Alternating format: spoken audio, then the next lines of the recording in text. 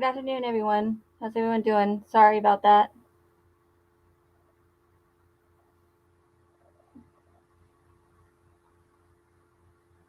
Had to deal with some chicken stuff.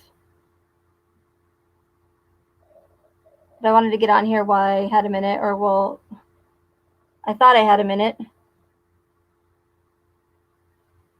but we should be good now.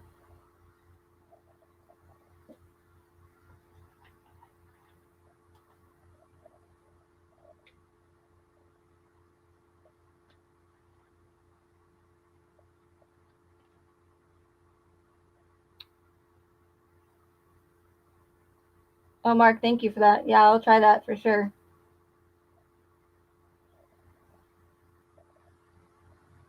It's 111 here, which isn't bad compared to yesterday. I think it was like 117 yesterday.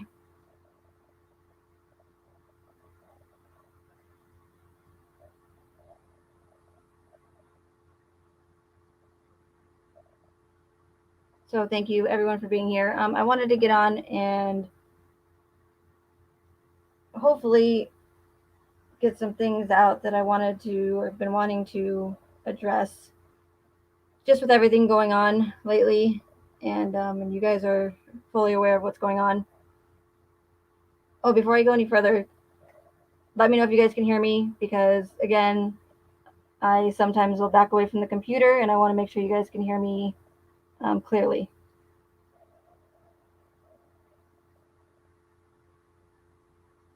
TIU, yes, I live in Arizona.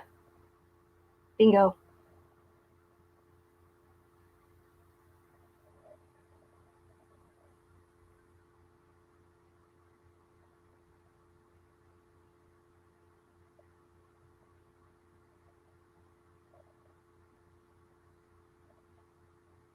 And T, maybe just go a little easy on everybody in the chat today. I think you might have just overwhelmed them just a little bit the other night.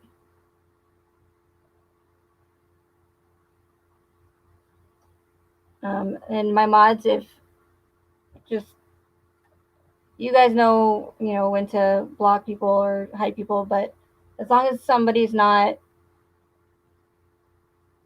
discriminating, or any curse words or stuff like that, then try not to block them. But just obviously use your discretion. Thank you. Appreciate it.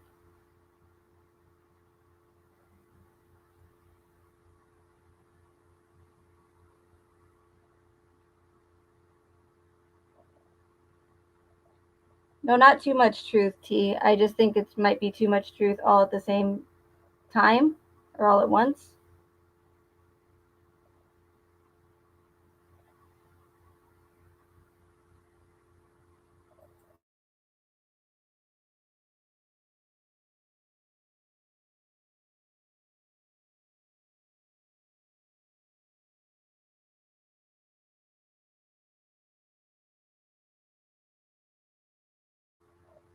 So I think I'll just go ahead and get started. I don't want to waste any time in case any chicken issues come up again or whatever.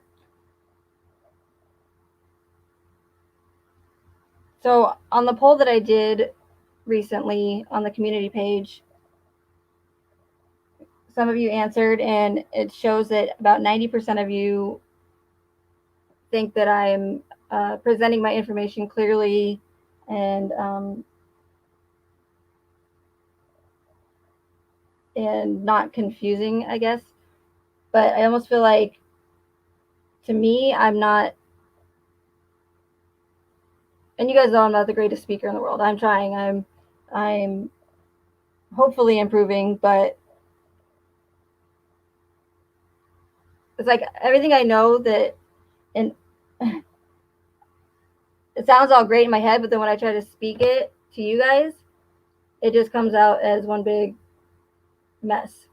So just try to bear with me. As I go along, I'm going to try and keep doing these lives because it's just so much easier, or it should be easier than having to make videos all the time. I should be able to just talk and talk and talk, which I do until I get on the live and then I freeze. So just try to bear with me. And like I said, hopefully I'm improving as I go along. So you guys know, if you guys have been, following me for a while, that I've done my best to be respectful to any victims or anybody that has been affected emotionally by this case or in any way. But I think, and I've said before, that being respectful is sort of getting in the way of me trying to really get across what I'm saying. So it's kind of like I need to choose one or the other. I need to either be respectful or I need to just, like, I can't have it both ways, I guess.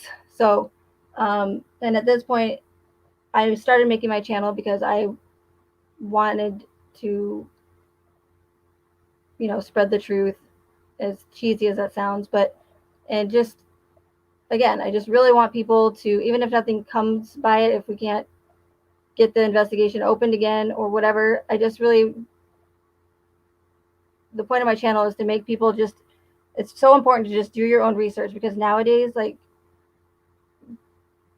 before we used to be able to get the news and or look to the news to get news, but now we have to decide which news stories are real and which news stories are not. And unfortunately, that sucks, but I mean, that's just how it is these days. So,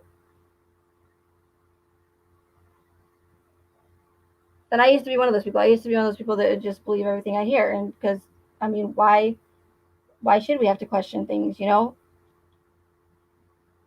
And again, unfortunately, we do. So, like I said, I started making these videos and about this case because I really want people to just do their own research. You guys know all that. Do your own research, think for yourself, and don't believe anyone. And it sucks. It sucks. I don't want that, it sucks that you can't believe anyone. You have to, at some point, you have to trust somebody. But, and you can trust somebody, but do your own research, I guess. Because anything that somebody is saying on, on their lives or in their videos, and they're stating it as facts, that information should be able to be verified easily. And if you can't verify it, then it's probably not a fact.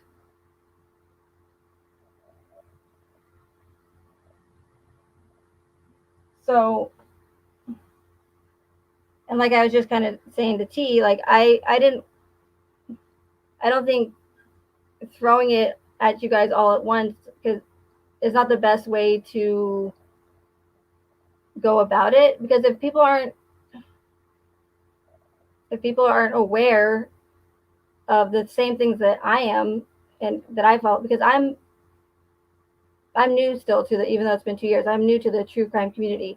Like I said, I didn't even know there was a true crime community that existed until I started following the Watts case. And it just happened by chance that I happened to go to Colorado and with my mom that in 2018, that Christmas after everything happened, and I went with her to visit some of her good friends, and he watches Dr. Phil religiously every day. And I just remember sitting in his living room and he turns on Dr. Phil and I said, "Oh no, I don't, like, really, I don't want to watch Dr. Phil." I mean, I didn't say that, but I was thinking that. And it just so happens that it was the Dr. Phil that was on Chris Watts. And the first thing that comes on is Chris standing on the porch, pleading for his family to come home. So by chance, because I don't watch the news, I hardly watch TV. I watch a couple shows, and that's really about it. And I watch some current events on YouTube, but I probably most likely would not have heard about this case if I had not gone to Colorado. Because although it's, it's been on Dr. Phil and all these, mainstream media channels and all over the world, like there's some people I've met that have not even heard about the case. So, and I mean, I may have heard about it, but it would have been probably a lot later, and I probably wouldn't have thought twice about it. So what I'm getting at is that before coming to the true crime community, like I said, I didn't know about it, but my thing is, conspiracy and, government type stuff. So what I'm trying to say is if you don't know about that kind of stuff, then you're not going to just easily accept it, or you're not going to be able to see the same things that I'm seeing. And I think sometimes I forget that and I get frustrated, but then again, I remember to just kind of take it slow. But then when I take it slow, it's not really getting us anywhere. So I'm going to try and just go about it in a different way, I guess, and just see how it goes. Like, I'm not for how Astral Pilot goes about his strategy. Like, to me, I don't think that's the best strategy to go about. Do I agree with a lot of what he says? Yes. Do I disagree with a lot of what he says? Yes. But I think that getting, frustrated and pissed off at people and saying, this is what it is, take it or leave it. I don't care what you think. I already told you what was going on. This is a fact, and that's it. Like, I just don't agree with him on that aspect, and I don't think that's the best way to go about it. But I also don't think my way is the best strategy either. So that's why I made that poll, because I wanted to know from you guys if I was being clear in what I'm trying to get across.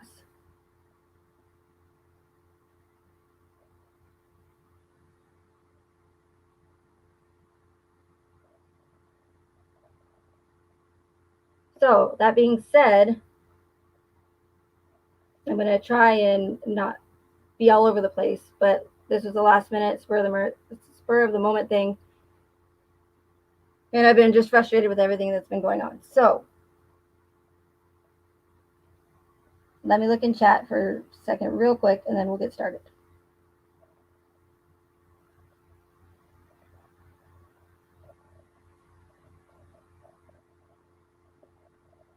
And I'll leave a link in case anybody does want to call in, and that way I don't have to talk to myself.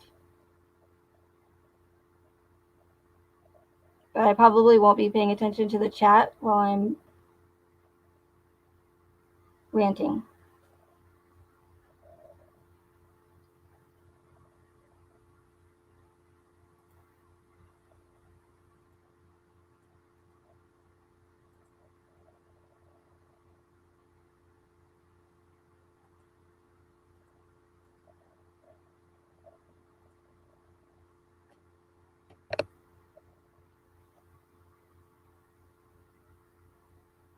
Okay, so there's the link. So first I want to talk about what's going on as far as this division between two different opinions is going on. And I know I'm repeating myself a lot in my videos and in my lives, but I don't know how else to put it sometimes. So if I repeat myself, I apologize, but it's important, and that's why I'm repeating it, because I just really need you guys to see what I'm trying to say. That makes sense. So why is it that, and correct me if I'm wrong, because like I said, I'm new to the true crime community, and I watch crime channels, sometimes, and follow some cases, but I'm not. This is the first case I followed extensively in this community. So correct me if I'm wrong, but is there, or has there been, another homicide case that you guys know of where there's been division between two different opinions? Or has there been, you know, pro victims and pro murderer? I'll wait.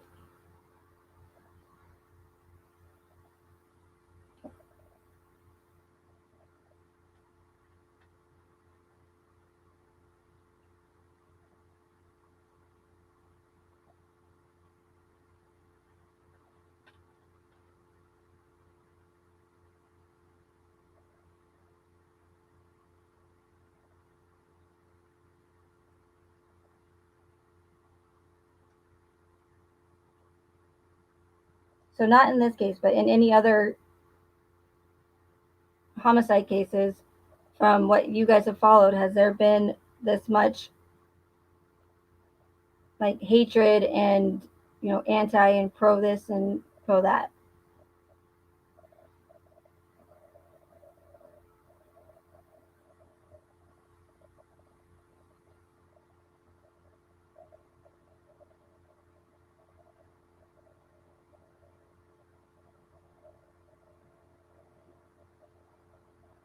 Okay, so then let me ask you this. Is this the first case that you guys have seen where they have tried to go out of their way to silence you by joining an organization, or, you know, siding with people that are on their side, and then, you know, going against people that aren't on, or trying to take people down that aren't on their side?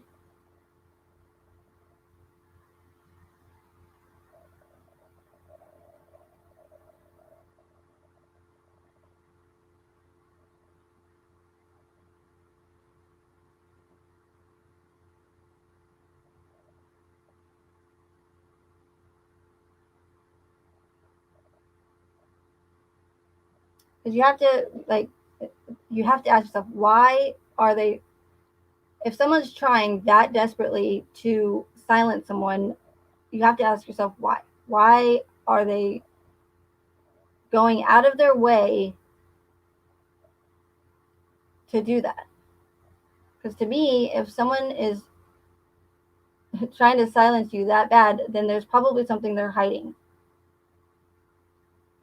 And if the conspiracy theories are so stupid and so ridiculous, then why do people not just laugh them off and say, those people are crazy, whatever, that's fine? That's different from trying to say that they're crazy, people that talk about conspiracy theories, and then try to silence them.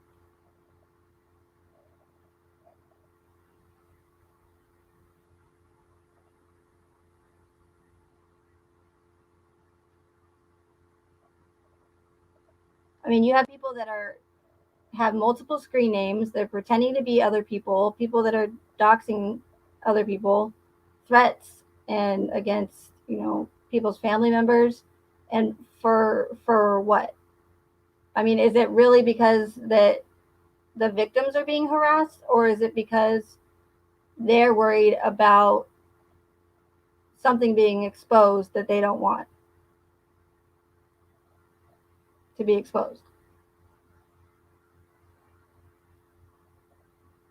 I mean, like, really, I mean, just really ask yourself that, because you guys can see it. You clearly, you can see how much they're trying to silence everybody. I mean, encouraging people that are on their side, and, you know, trying to actually take down people and making hit lists of people that are not on their side. I mean, that's insane.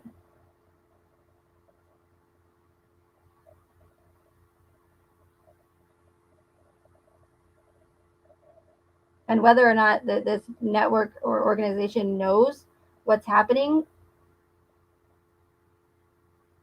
why aren't they doing anything about it? They would have to know. If they're working with the victims, they would have to know what kind of,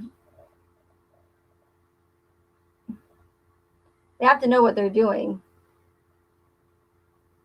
I mean, I wouldn't, especially since, you know, people have contacted the network and pretty much let them know what was going on. So they would have to know.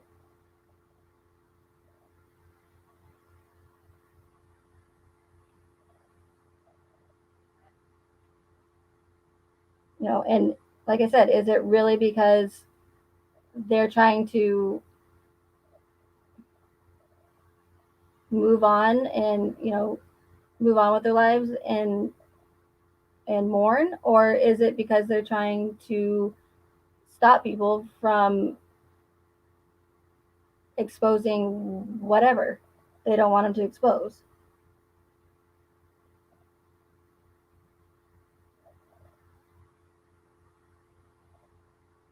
Because I don't think that going on social media and engaging in true crime channels about a case that you're involved with or a victim of is probably the best route to go, in my opinion. Because they constantly tell us that they want us to stop talking about the case and stop talking, stop talking, stop talking. But then they continue to go and engage themselves in social media channels, and all that does is add fuel to the fire and make people want to talk about the case more. And in my opinion, I think they're doing this so that these two sides, these two opposing opinions, go at it, and we get mad at each other, and then they have a perfect opportunity to slap us with laws where we can't talk about victims anymore, and that's ridiculous. So they're trying to take away our free speech, and I could see that from the first press conference that Frank Sr. did in front of the Watts house. I mean, to me, it was clear. But and they know they can't take it away all at once from us, but maybe this time it's the Watts case, and then maybe next time it's the Vallow case or whatever. But they're gonna take it away from us a little bit at a time until we're not gonna have that amendment left. We're not gonna have free speech.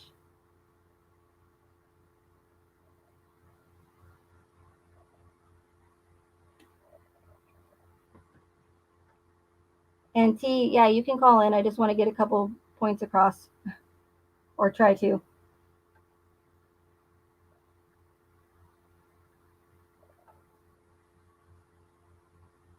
Wait, who's? Oh, Mia. Oh, Mia, happy birthday.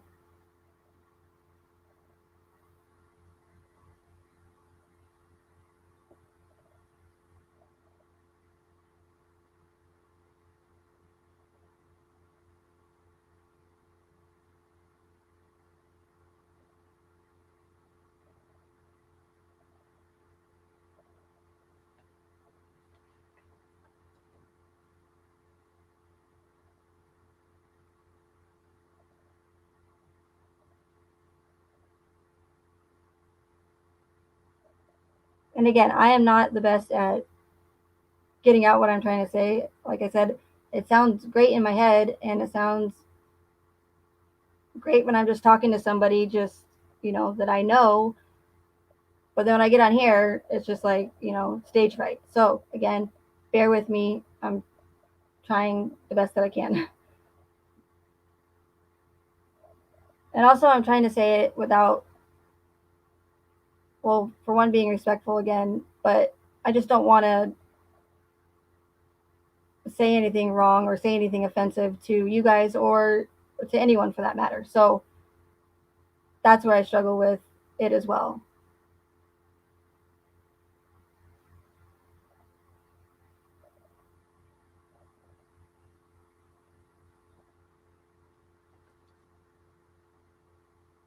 So I don't know how many of you have seen my video on the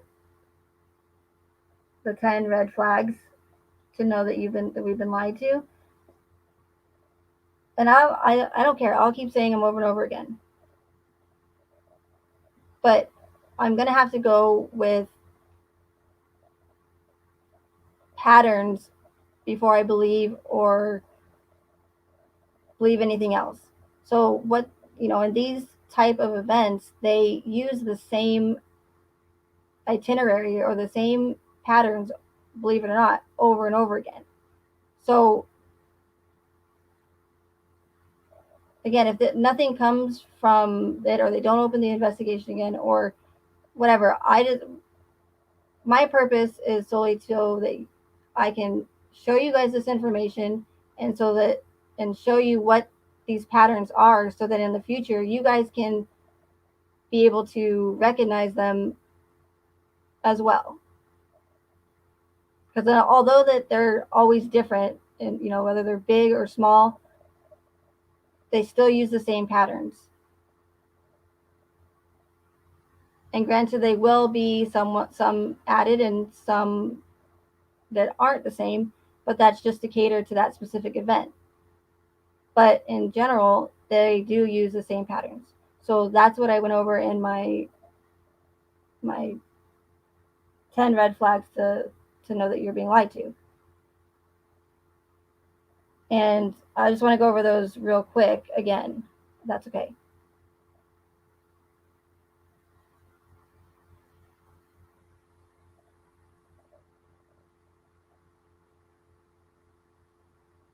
A lot of the same things that you guys are saying is what I've been trying to show you. So, for example, the no crime scene. A lot of these times in these stage events, there's not going to be a crime scene because there's generally no evidence. So they'll, for instance, in the Watts case, we don't know at this point whether the murders happened in the house, in Chris's work truck, or at Survey 319. Did it happen in his truck and Survey 319? Did it happen in all three? We don't know, and I believe this is to cause a sense of confusion, and as well as so that they don't have to provide any evidence, basically. And not to mention the fact that they sold one of the potential crime scenes and the vehicle that was used to allegedly transport the bodies, which leads into another red flag, which is missing evidence or evidence being destroyed. So you'll find those two red flags in other false flags or PSYOP events. So when I started following this case, I started noticing these things. Like, at first I was like heartbroken for what I was watching. Like, I was like, oh my God, what a monster. How could he do such a thing? Like, they got me emotionally at first as well. But then when I, got home from Colorado and I just started looking up videos and on the case online, then I started to just notice these same characteristics that I've noticed from following other false flag events, which piqued my interest even more.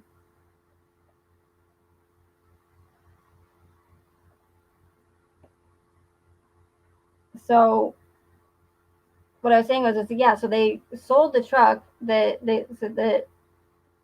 we were told transported, murder victims in. So at any time and again, just because there's one red flag in another case, that doesn't necessarily mean that it's a false flag. So I just want to make that clear too. But when you see a number of these red flags pop up in a case or in a news event, then you should probably start saying, okay, what's going on here? So just because there's maybe not autopsy photos in one event, that doesn't make it a false flag or a PSYOP or staged. But if there's multiple of them, then again, maybe you should start thinking and asking yourself what's going on here and just research it.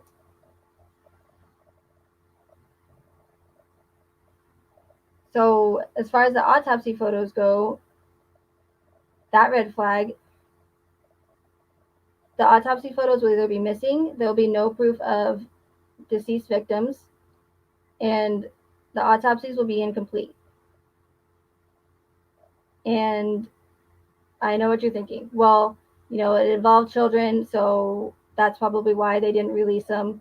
Or or people will say, well, I can't believe, why would you want to see,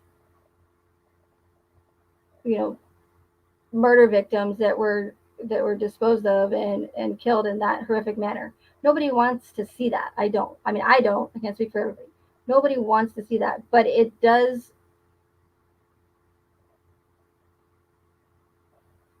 would clear things up, and it would not make it look so much or so suspicious if we had those.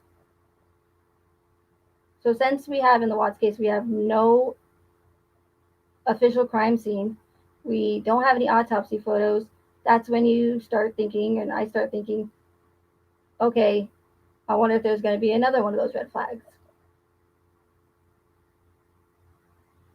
Does that make sense? I hope it does.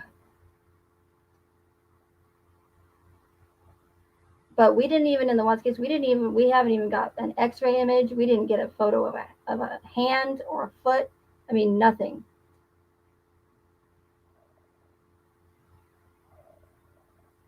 And I want to try to not get into like how convenient everything is in this case, but to me, it's rather convenient that the girls had to have their coffins sealed, so because they were flammable. I mean, you really like think about it from a different perspective. Put yourself in these people's shoes that were, if you wanted to fool the public into thinking that this happened, what would you do? I mean, to me, that sounds like a perfect way to do it.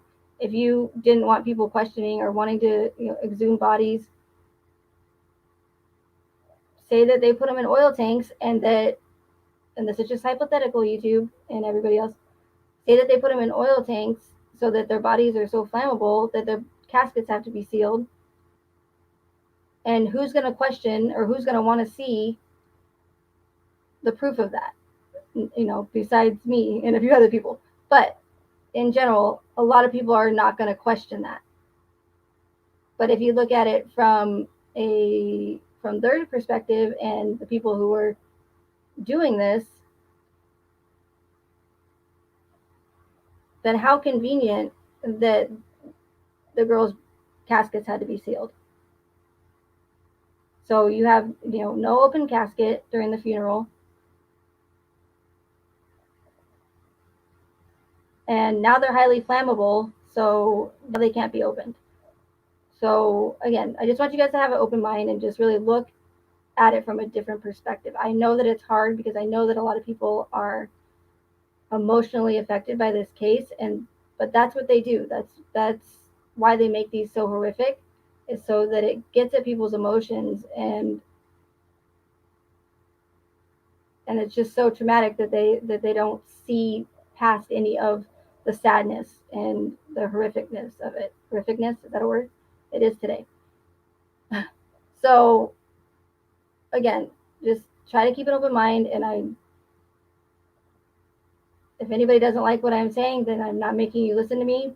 But as far as I know, nobody else is giving any other answers except for me.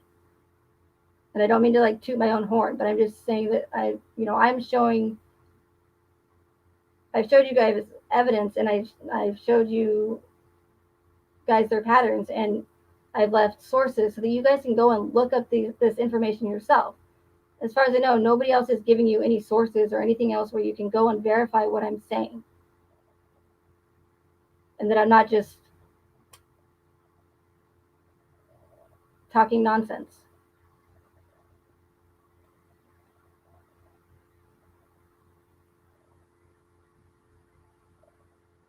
So another red flag: no autopsy photos, incomplete autopsies, no actual crime scene, lack of evidence being destroyed, such as Chris's truck being sold. I mean, we're talking about allegedly a quadruple homicide here, and you're gonna, sell the vehicle that was used to transport bodies. I mean, that's kind of especially if there's that, what is it, somebody help me out here. I can't remember. But anyway, so so Chris's case is closed, but then somebody else could be charged. Somebody in chat can help me out because I'm drawing a blank.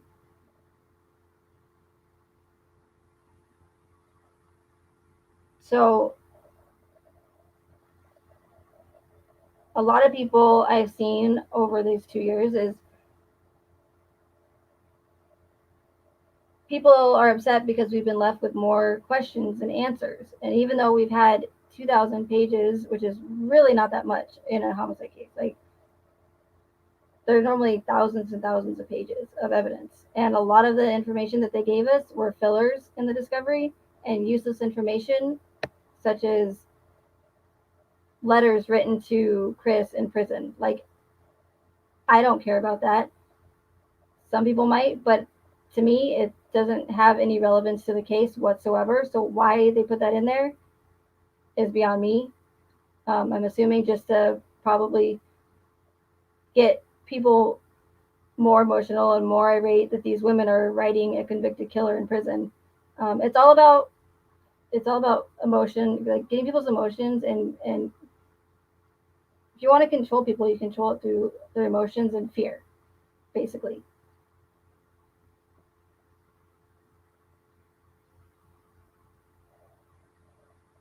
So yeah, so the fact that we have more questions than answers is another characteristic that you'll find in these staged events. And that's exactly what we have with the Watts case, because there's so many inconsistencies, and even though they didn't redact anything, so it makes it seem like they're just giving us this plethora of information, when in reality they really haven't. Everything that they gave us fits the narrative to a T. So there's nothing before, and there's nothing in between, and there's nothing after.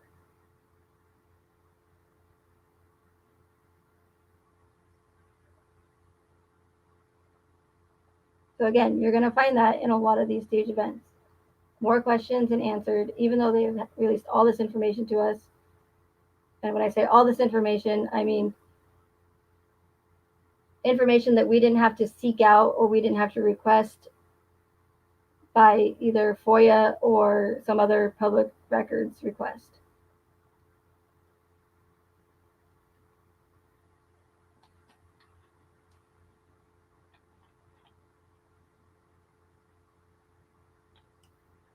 So another red flag is the story will keep changing. And you guys know how many times the story has changed.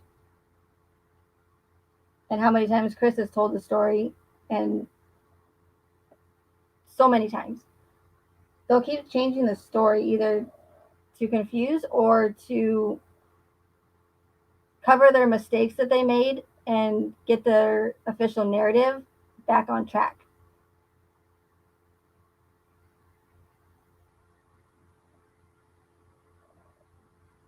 Then another red flag is the case will gain widespread media attention, and that'll happen within a day. It'll be widespread. And how they accomplish this, in my opinion, in the Watts case, is having Chris go and plead for the return of his family. And that was an excellent way to get it to spread that fast and nationwide and worldwide.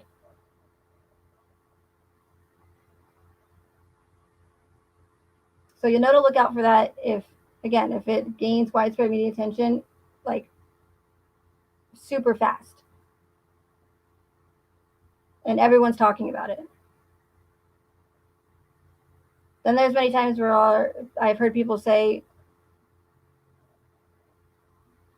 so many times, Chris didn't fit the profile. He's not a family annihilator. All his friends and family said he was just a loving husband and a great father, and he never raised his voice to anybody, and they don't understand how it could be possible that he could do something like this. Well, that's a red flag in a lot of these events, is that the killer doesn't fit the profile. So again, when you see that and you have the other red flags to add with it, again, might want to start thinking what's going on here. Something's probably up.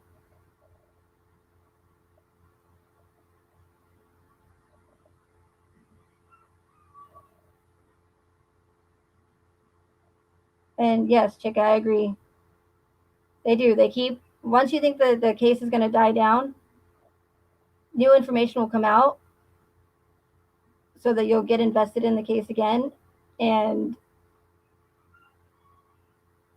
keep talking about it, essentially, so that they can take away free speech or whatever the agenda is for that specific event. Again, the motives will be different for every false flag. Usually it's money, but not always. Or there'll be multiple motives.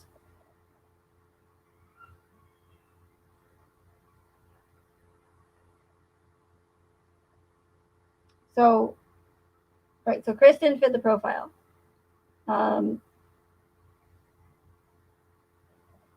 We all know that, or that's what they pushed, the media pushed down, and all the, all the videos of Shanann and Chris. He was just, kind of in the background, but he was always taking care of the girls and just portraying himself as that loving father and great husband.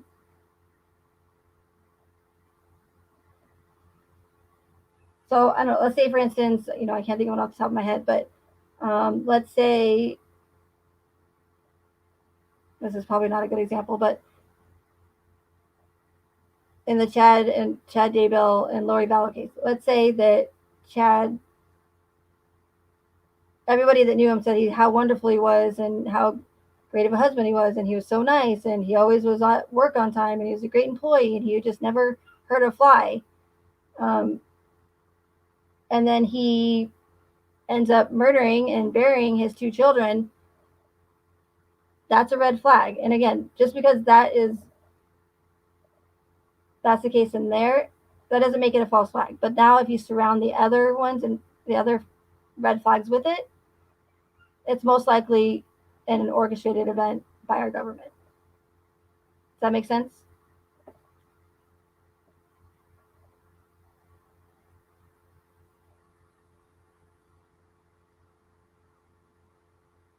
Another red flag is witnesses and people involved in the case and victims, their personal information being released and not redacted. I don't think I've ever seen in a case or a false flag where none of the information of people was redacted. I've seen where some of their information, like their name, was redacted, but then they still had their zip code and their state and city where they lived, or maybe just their first name and not their last name was shown. But I mean, there was nothing redacted at the beginning of this case. I mean, they didn't even bother to redact Chris's social security number. And that's probably kind of a big deal. If you look at other discoveries and other police reports, everybody's information is going to be redacted except for the perpetrator or the killer, either one because he's a convicted felon, or 2 because they either got shot by the police or they took their own life. And the only other person that's going to be not redacted in a discovery is going to be the victim themselves because they're deceased. So any other information should, by law, and I say should by law, be redacted. Especially minors. So the fact that Nick Atkinson and Madison Atkinson, the fact that their faces weren't blurred out on the body cam footage is a huge red flag. because they're minors. Also not redacted in the discovery was Nicholas's driver's license, his picture on his driver's license, or his name.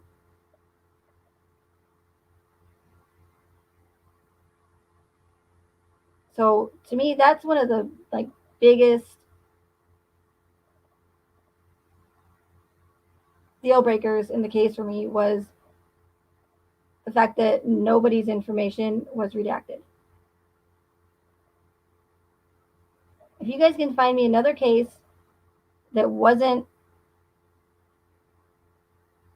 proven to be a false flag or a psyop, where everyone's personal information was released, from the neighbors to the witnesses to body cam footage of police officers going inside the neighbors' homes, um, the neighbors telling police where, if they have security cameras or not, how long her husband's in the basement for, how many hours a day he's in the basement for, the whole setup of their house. If you guys can find that for me, then great. But as far as I know, even if they sign waivers, you still, I just don't think it's, I know it's not legal. And I apologize for the rooster if you guys can hear him.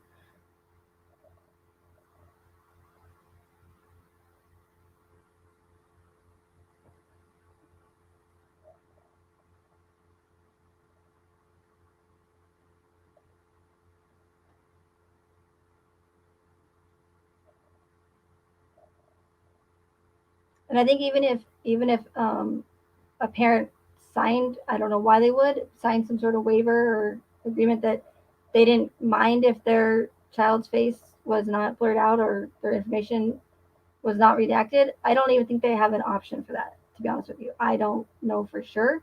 But as far as I know, anyone who's underage and that's a minor, their information has to be redacted. Has to. And they didn't bother to redact anybody's information in this case. Why? Why didn't they do that? As far as I know, nobody's been able to give an answer for that.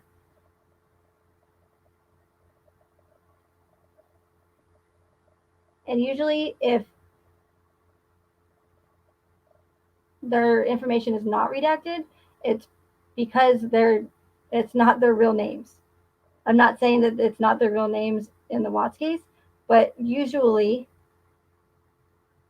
they can get away with it because it's not that person's information. It's not their real information. It's not their real identity.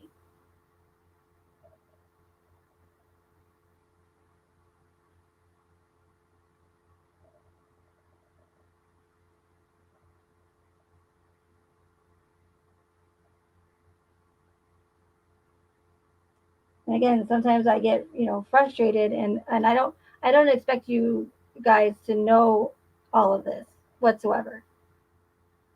And I do forget that sometimes, but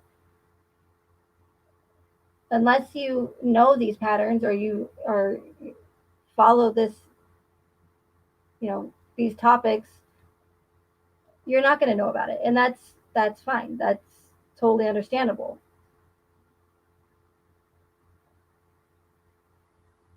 But if you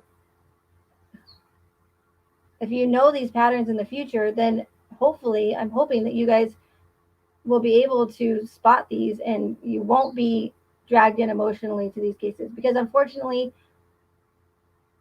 there are bad people, and our government, not everyone in our government is bad or corrupt, but unfortunately a lot of it is. There's a ton of corruption, and that sucks. But people aren't who they say they are all the time, unfortunately.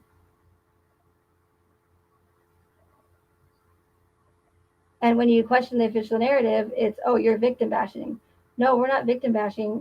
Granted, there are some people that are talking terrible about victims. However, there's a lot of us that are not.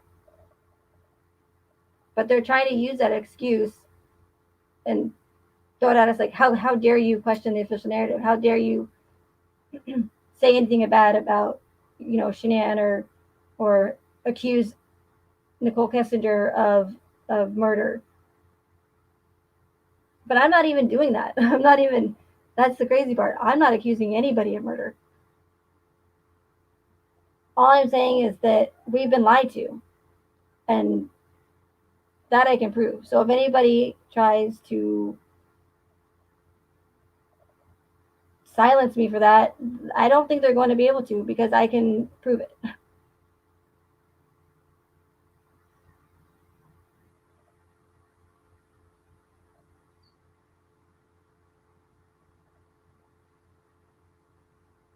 I mean, maybe not prove it 100%, but I can say, look, there's these same patterns that happened in other well-known staged events and false flags.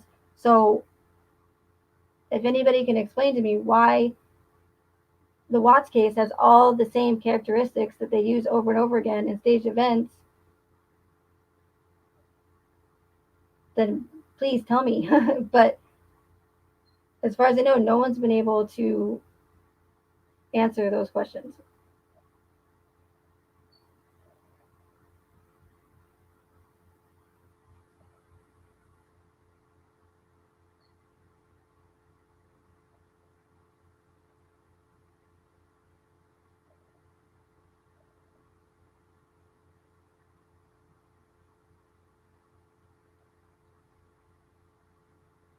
And you know what's actually crazy now that I think about it is that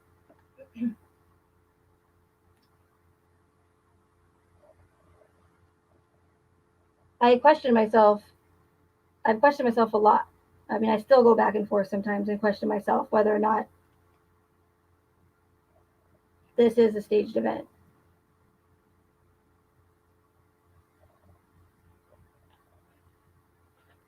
One reason for that is because and T might know this, but I personally have never seen anything like this before, where staged, it was a staged familicide, or, homicide case, whereas he was a family annihilator. I have never seen that. So at first, I didn't recognize it. I didn't recognize everything. But again, I started to notice more and more of these same characteristics.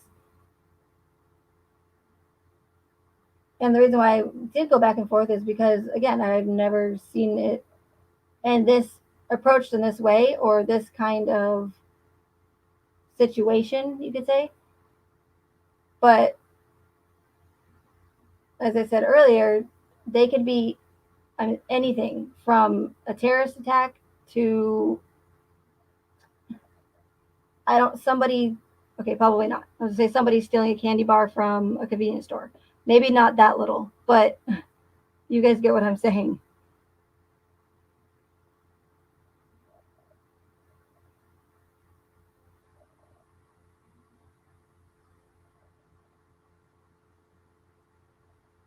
I'm just going to take a drink of water here and read the chat.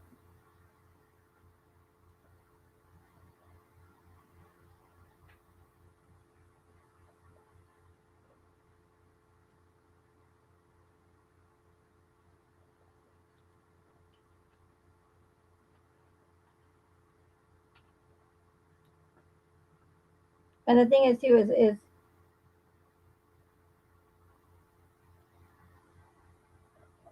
so I do want to address that just because it's a false flag, that does not mean that nobody died. I do want to make that clear. There can be real victims in false flags. A lot of people think, well, it can't be a false flag um, if no one died or whatever. But a lot of the times, it's a lot easier to accomplish what they're doing if you don't have real victims. Because with real victims, you have people that start asking questions, or you have family members that start asking questions, similar to 9/11, where the Jersey moms started petitioning and asking questions, and that's what they had to deal with. They had to deal with, because there were real victims in 9/11. So they will much rather have fake victims or people that didn't die compared to real victims where you have to deal with other situations and people questioning, where they are or whatever. But yeah, so I just wanted to say that they're false flags do not mean that nobody died. I just want to make that clear. Um,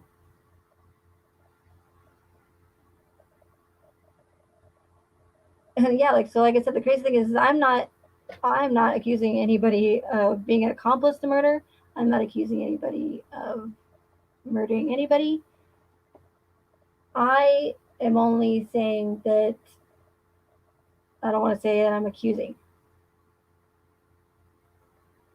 I'm trying to watch how I say things. I don't know how I word things. Let's just say people are not always who they appear to be. So people are very capable of doing a lot of things that they wouldn't normally do for for financial gain or whatever, or maybe they were coerced, maybe they were threatened. You just don't know, but people are not always who they appear to be. Let's just say that. So again, I'm not accusing anybody of even harming anybody or committing murder. I'm simply saying that we've been lied to, and we've been lied to on a massive scale, and it pisses me off, and it should piss all of you off.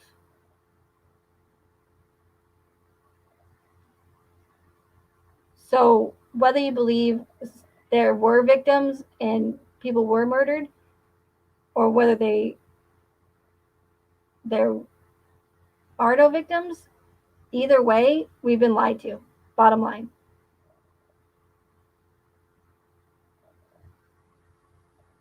And again, the predictive programming, it's very real, and it happens all the time.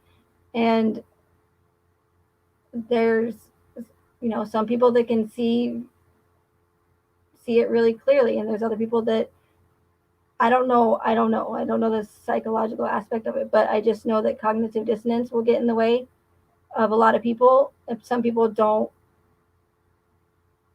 just want to believe that our government is capable of lying to us or doing these things, but unfortunately they do, and it's been happening for many, many years. And again, not all people in that work for the government or police officers are corrupt. And I want to make that clear. There's many, many good police officers and law enforcement people and people that work for the government that are good people. But there are also many, many, many, many that are corrupt, unfortunately.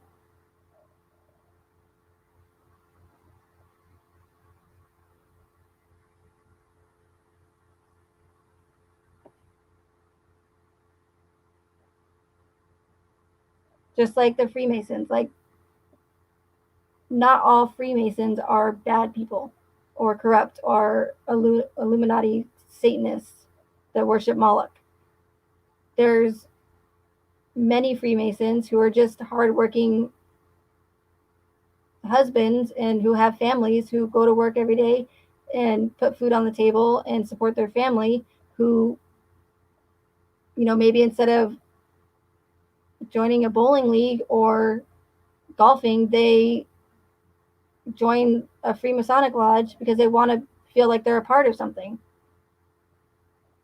not because they're occultists. So unfortunately, the Freemasons, that out there, like your George Bush Senior and Junior, all these elite people that use their powers as Freemasons, and they're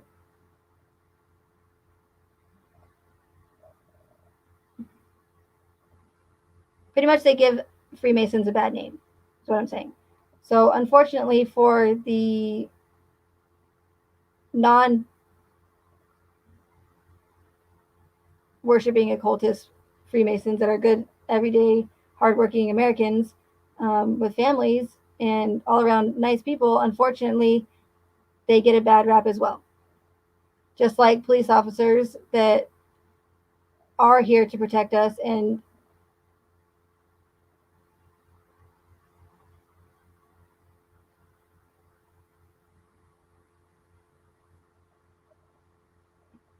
you guys see what I'm saying.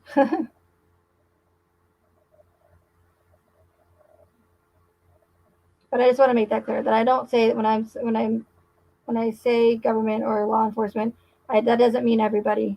That just, I'm only referring to the corrupt side of it, and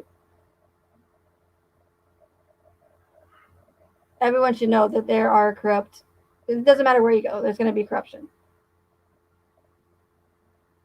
unfortunately.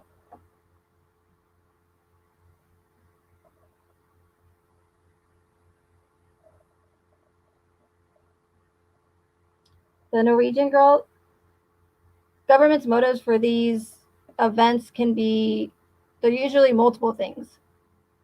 A lot of the time, they're going to be planned years in advance, and with that much planning, they're not going to do all that for simply to gain one thing or just for one motive. So there'll be multiple motives. As I said earlier, one of the main ones is money, but there will also be, they're all going to have a different agenda catered to that specific event. So mass school shootings might be for gun control. In this instance, with the Watts case, one of them is free speech. Another one would be money, with all the free publicity that Thrive had. And you guys know that everybody else that has profited off of this case. I don't need to reiterate that.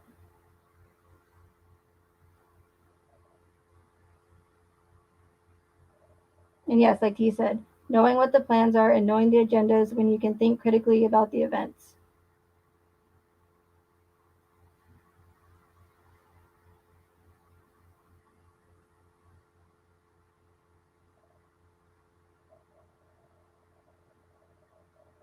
So most of the time when things don't add up and you think to yourself, gee, like why did Chris take the plea agreement so quickly? Why didn't he ask for a lawyer?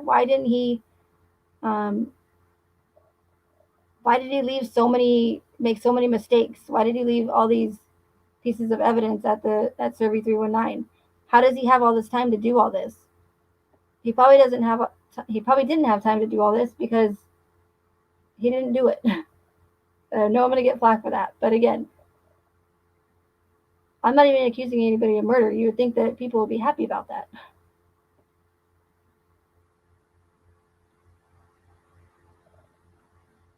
Or why was Chris's back turned back to the camera on in one of his interrogations, or interrogations if you want to call it that? Why does nothing add up? Why is there so much missing information? Just, if something isn't adding up or it doesn't sound right, there's probably a reason for that.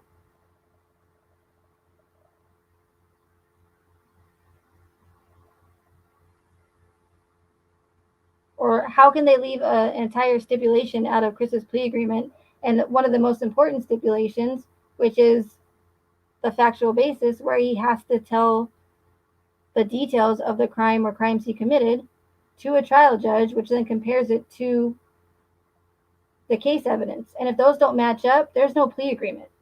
Bottom line.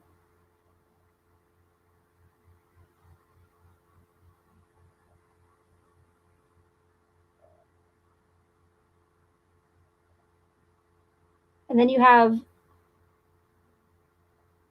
well, before I go there, so if Chris would have had to state the details of how he allegedly murdered everyone, we might not still be sitting here trying to figure out what the F's going on if that stipulation would have been in his plea agreement. And it's not some little old stipulation. I mean, it's in the Colorado Revised Statutes, 2019. So why do we have these statutes if they can just leave out whatever ones they want to?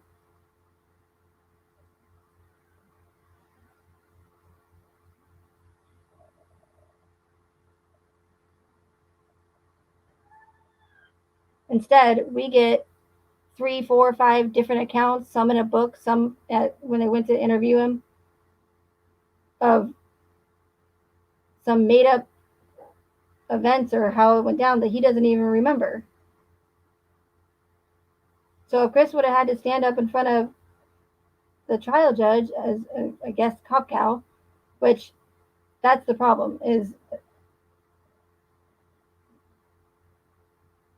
they're all in on it. Most of them are in on it. Not everybody, but most of them. So when we say, well, how come cop cow would just not make him give the factual basis as a part of his plea agreement? That's because he's a part of it. So of course cop cow's not going to say anything, in my opinion. I have to throw that in there, of course, just to be safe.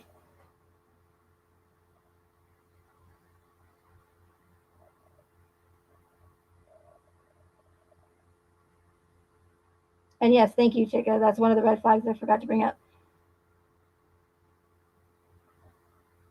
She said, it's funny how all these alleged events, the quote unquote killer never goes to trial because of plea or they kill themselves. And that's a great point.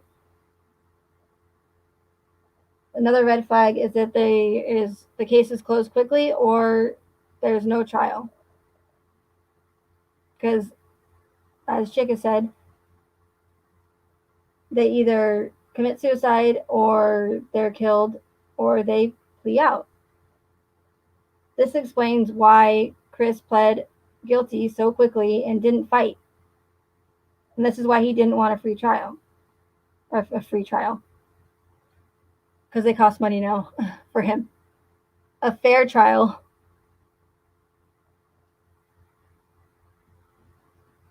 I mean, I don't know how many times I've heard it. Why did Chris take the plea deal so quickly? Why didn't he fight? How come this is the fastest plea deal I've ever seen and case closed I've ever seen in my whole life? That's why. That's why Chris didn't fight. That's why it was closed so quickly, because it's not a real case. And I'm just going to say it, because it's not, in my opinion. Told myself I'm not going to hold back this time, so I'm not going to.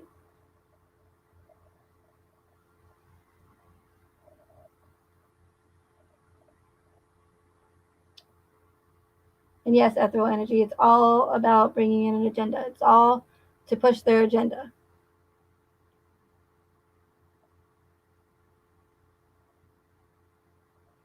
Whatever it is at that time that they're trying to, or agenda that they're trying to push on us. Again, it varies each time.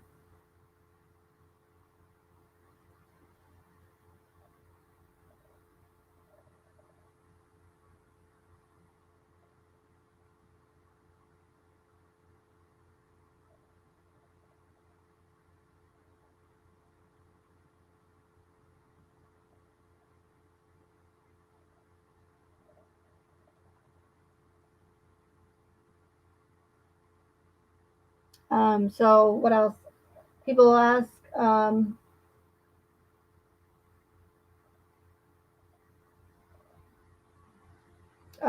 here's a good one. So I don't know of many or any that convicted murderers that would be so nonchalant when detectives who are the ones that were responsible for putting him behind bars, show up unexpectedly and who are just so willing to just spill the beans about all the things he did in which way, in which matter that he murdered his family. I mean, they show up in Wisconsin and he says, "Oh, you remember us?" Chris says, "Oh yeah, hey guys, how's it doing? How's it going?" Just like, I mean, like nothing ever happened.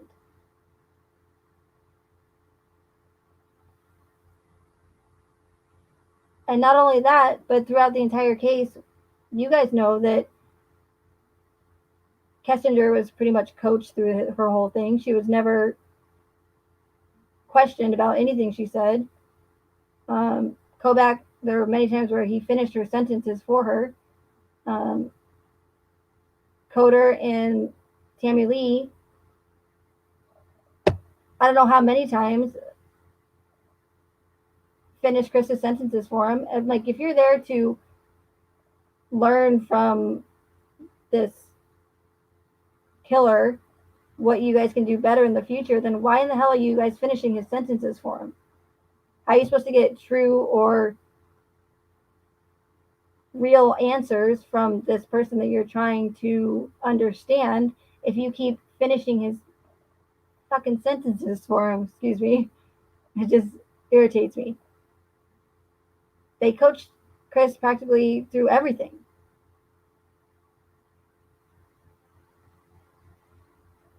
I mean, they practically knew more details than Chris did.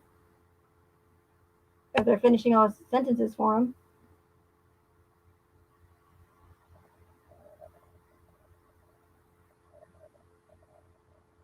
And yeah, has there been times where these narcissistic murderers think that they can actually pass a polygraph test?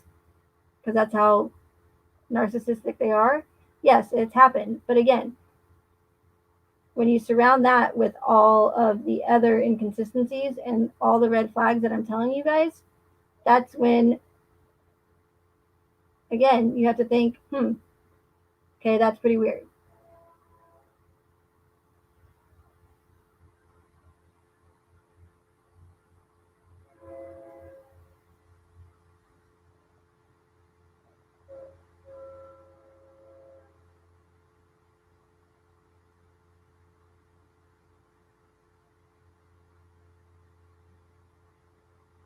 And I know that many people will say, there's no way that all of these people could be involved. And I went over this in my last live, the boring one that everyone thought that was boring. And I apologize for that, but I had to put it in writing so that you guys could see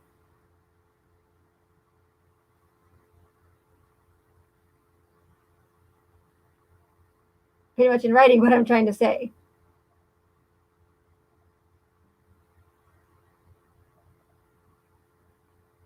And I forgot where I was going with that. Mm. Oh, yes. So people say there's no way that all these people could be involved. There's no way that no one would speak up. And that simply just isn't the case. People will say that so quickly, but they don't put themselves in the other person's shoes.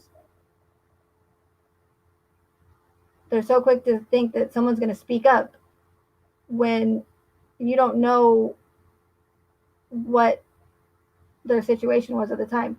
They could have been too scared to speak up, or maybe they were threatened, or maybe they signed a waiver or some sort of agreement that if they spoke up, they wouldn't be paid out. Whatever. So there's just so many reasons why someone wouldn't speak up.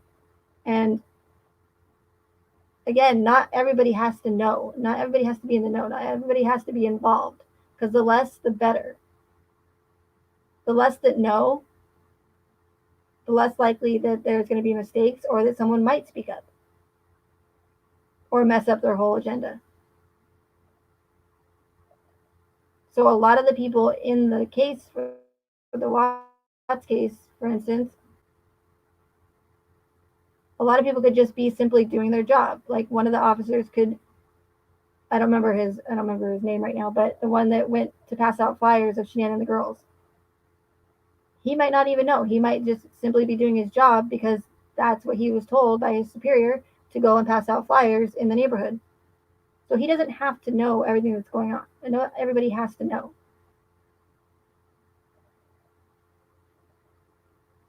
And that's really important to know as well. I know that a lot of people bring that up.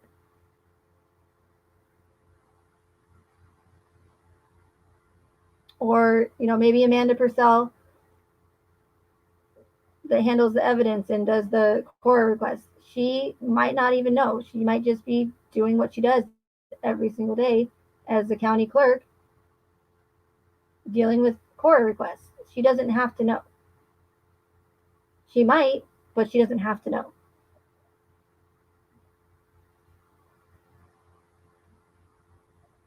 Or maybe there's people that do know, but they're not involved, but they caught on, but maybe they didn't want to lose their jobs by speaking out or saying anything.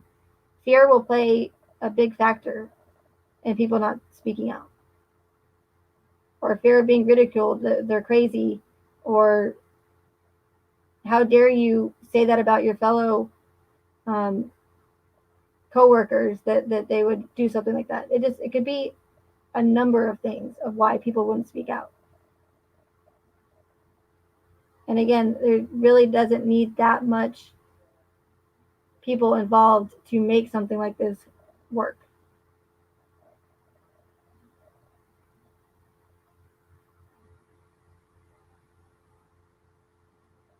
Kind of like, again, the Freemasons. Like, a lot of the Freemasons don't know what's going on behind the scenes unless you're a really high ranked 33-degree Freemason. A lot of the ones at the bottom, many of them, most of them, they don't even know what goes on the higher levels.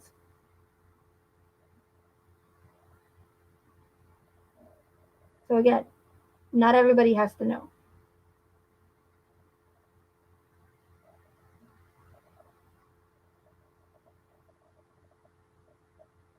And try not to repeat myself, so if I pause, that's why. But there was another point I wanted to bring up that was important. Everything's important, but let me look at the chat and take a drink of water because I'm getting all raspy.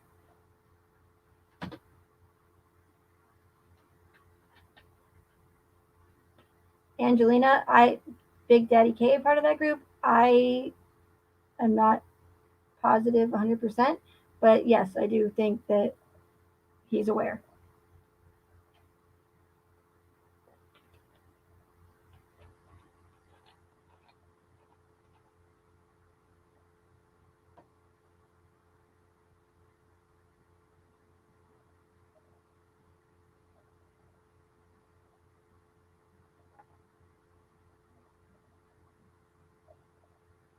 Oh, Bumblebee, I I set it to private because I kind of botched that live. So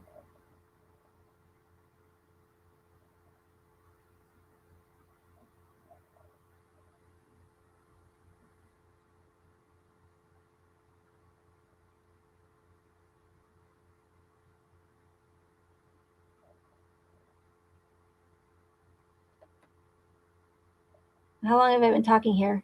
Are we over 2 hours? Oh, only an hour and 20 minutes. Okay, we're good. I don't want to keep these too long.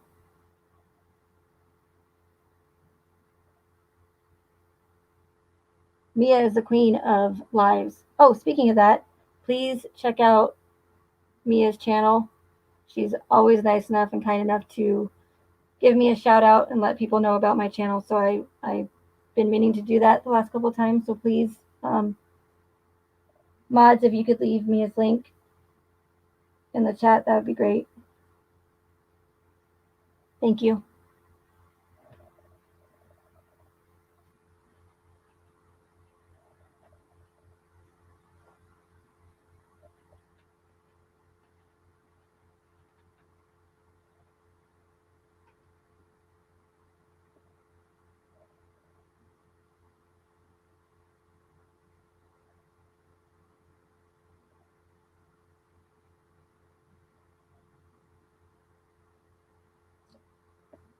Oh, and I started bringing up the predictive programming earlier. I want you guys to know too that, and again, not unless you follow this kind of stuff, I don't expect you guys to know all this stuff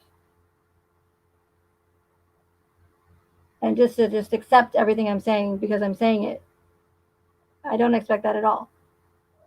Um, and as far as the predictive programming, a lot of people don't know about predictive programming, and a lot of people will write it off as conspiracy. But it's again, like I said, it's real and it happens all the time. And they do it. And this is just a theory. Nobody's for certain, but a lot of people believe they do it so that they'll show us what happened, what they're going to do in the future, so that subconsciously we accept it when it happens, no matter how horrific it is or how unbelievable it is. So, for instance, in the Watts case, we know how horrific the narrative is and what we were told happened to Shanann and the girls. And it seems unbelievable because Chris didn't fit the profile. It doesn't seem like it's unbelievable that Chris could do something, someone like Chris could do something in such a horrific manner. So they do it to, again, condition us for when it happens in the future so that we will essentially accept it as real.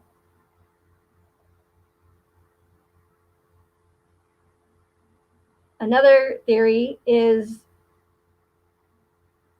they are just assholes and they just like to throw it in our faces as saying, this is what we're going to do, and you can't do anything about it. What are you going to do about it? Nothing. It's also said that they believe in karma, believe it or not. They believe in karma, and that if they tell us essentially what they're going to do ahead of time, and even though we would have no way of knowing this at the time until it happens, they think that if they tell us what they're going to do ahead of time, and we are too stupid to realize it, even though we have no way of realizing it, if we're too stupid to realize it, then that's our own fault, and now they have no karma on their hands because they essentially told us what they were going to do, if that makes sense.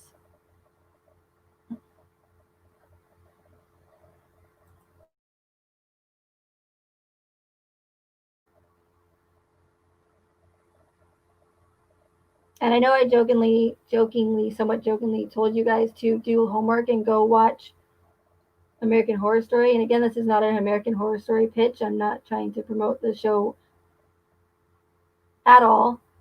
But I wanted you guys to do that because it's so important. Because my videos show the connections and the similarities. And I try to do it as the best I could. But it really doesn't, my videos don't do it justice as far as the shock value of it. So I half jokingly told you guys to go do homework and watch American Horror Story, but I was serious as well because I think it's really important for you guys to, in order for you guys to see what I'm saying as far as the predictive programming goes with AHS, American Horror Story, and the Watts case. Because I just feel like, I just know that if you guys watch it, even if you watched it, when it first came out, it doesn't matter because back then we didn't know everything we know now.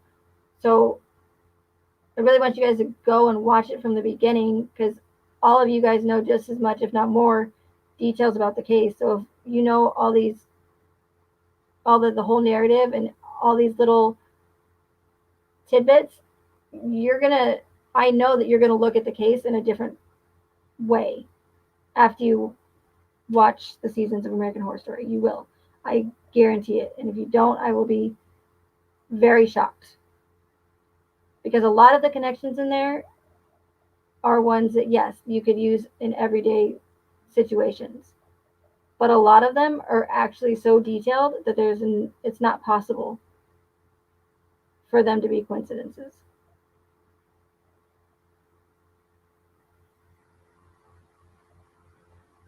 And I'm still shocked at how they actually incorporated everything into it, because all of the seasons are a different plot.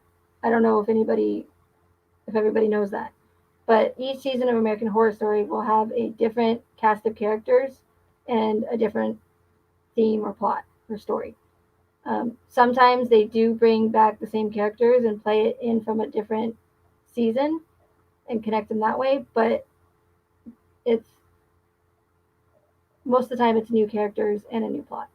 Um, so just the way that they actually incorporated everything into all the different seasons, it's actually quite brilliant, to be honest, if I was going to give them credit for anything. And there's a chicken in my window. Okay, 1 second, guys. Sorry. I'll be right back. Sorry.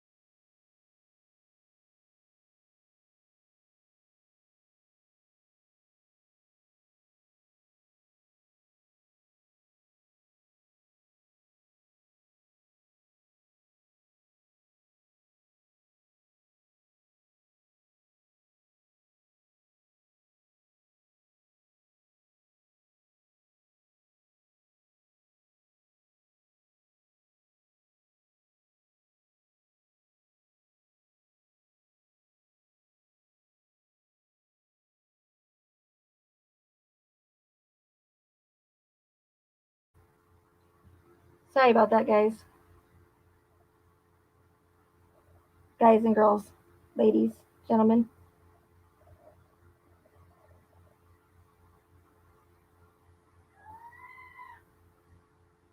I don't remember what I was saying now. Um, oh, American Horror Story, right. The way that they incorporated all of the things or narrative storyline into the show, like I said, is kind of amazing if I give them credit for anything. But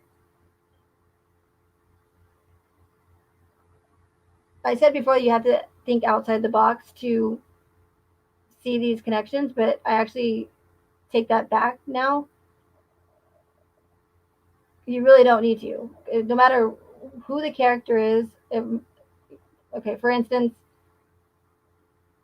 you guys all know how in the narrative we were told that Shanann complained that to her girlfriends and in text messages that Chris was acting weird and that that she thought he might be cheating and that um, he's been distant and that he was having second thoughts about having Nico. Well, in the very first season of American Horror Story, the credits are still rolling, the opening credits, and you have Chad Warwick, who plays a gay man. His character is a gay man, and he's dating, or I don't know if they're dating or married, but his significant other is Patrick. The character's name is Patrick. And Chad is in a restaurant. It opens up with him in a restaurant talking to a friend about how Patrick is acting weird, and her friend or his friend says, weird about what? And he says, just weird about renovations, weird about the new house, weird about having a baby. I don't even think he wants one anymore. So right from the get-go, you have a connection right there. I mean, plain as day.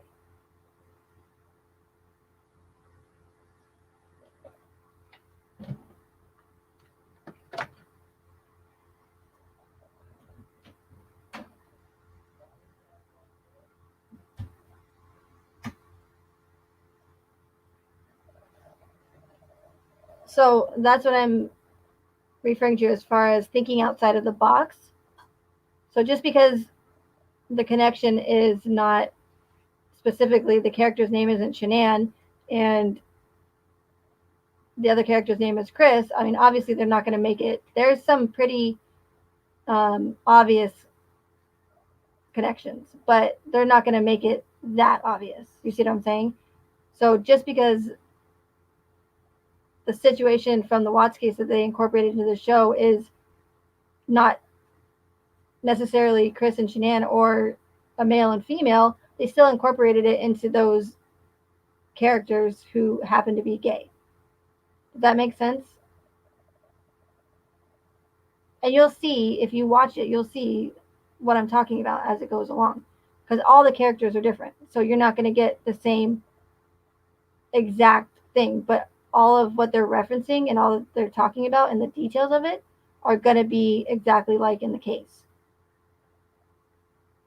So one that I didn't bring up in one of my AHS videos until later was, I think it was the missed connections video that I did, which hasn't had, well, none of my videos have had a lot of views, but that one in particular hasn't had as many as my other AHS ones. But, and I'm just going to say spoiler alert for you guys, because I'm going to have to give some away if I do talk about them. But in season 1 of Murder House, entitled Murder House, the story revolves around the Harmons, who move from across the country to start over into a brand new renovated house, huge house, probably too big for them. So we know that Shanann and Chris moved across the country to another state, maybe not necessarily to start over, but they, started in a different state to get, the narrative says, so that Shanann, had the clean air for her lupus and whatever. But so essentially you have both families moving across the country into a house that's probably too big for both of them, both families, to essentially kind of start over, start their life. And in American Horror Story, the Harmons actually moved because the husband was caught having an affair. And we all know Chris was essentially having an affair, caught having an affair. So it's all the same details, essentially. Both families move cross country. The house is too big for them, and to start over because the husband's having an affair.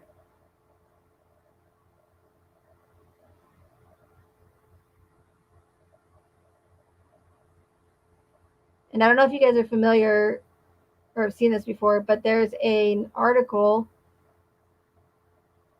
trying to remember who released it.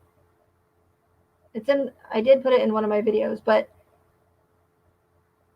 it's the article where it shows the moving truck in front of the Watts house, and it says, I don't remember the exact title, but it says something along the lines of, moving truck scene in front of murder house, something like that. So it's funny that the first season of American Horror Story is called Murder House, and the Watts house is dubbed as a murder house in this article, as well as um, it's been said it's the murder house by other news outlets or whoever. It's been dubbed the murder house pretty much. So it's odd that the house in the first season is called Murder House and the Watts was called or dubbed Murder House later on.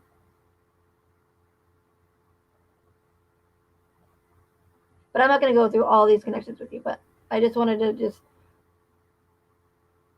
kind of explain how they went about doing it. But there's just so many in there that are just too. I mean, they actually started to get. It's funny, but it's not funny. Before the season 1984 came out, I told my boyfriend, I said to him, I said, wow, they pretty much covered. Oh, and by the way, they'll never mention the name Nicole in any of the connections. I don't know how she did it, but she's not named in any of the documentaries. She's not named hardly ever. She got away with that pretty good. So I don't know if she was like, I'll do this, but don't be using my name in anything. I don't want my name used at all. I don't know, but either way, it's the you're not going to find it in American Horror Story. So I told my boyfriend before 1984 came out, which is the season after Apocalypse, the one that we saw on Nate's TV. I said to him, I said, wow, they pretty much, besides Nicole's name, they've used pretty much every name in the case, practically, except for Bella's, right? And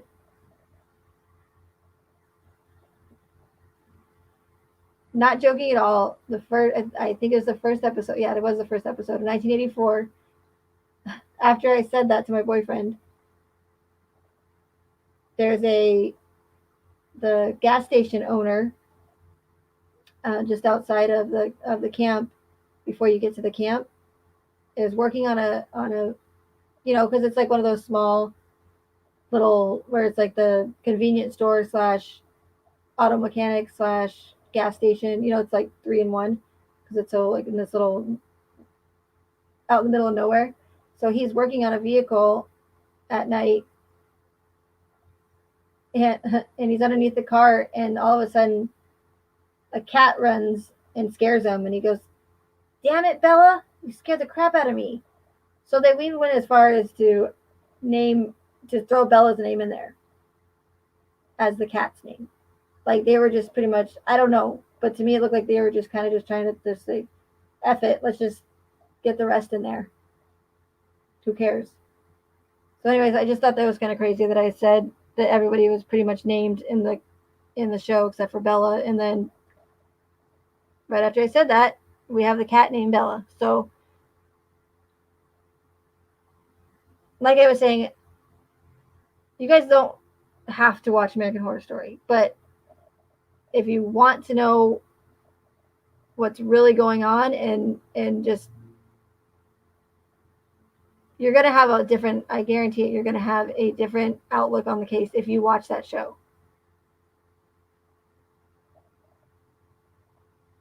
And if it doesn't infuriate you by the time you're done watching the show, I will be shocked.